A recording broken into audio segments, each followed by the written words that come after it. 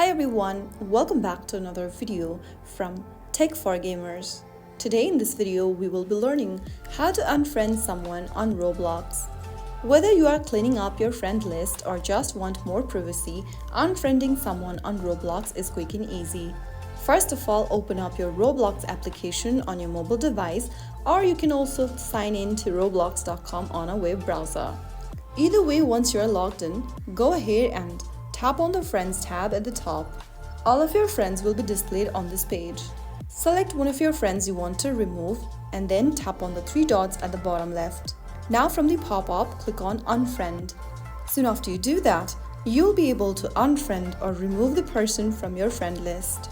They'll be instantly removed from your friend list, no confirmation pop-up appears, so be sure before clicking.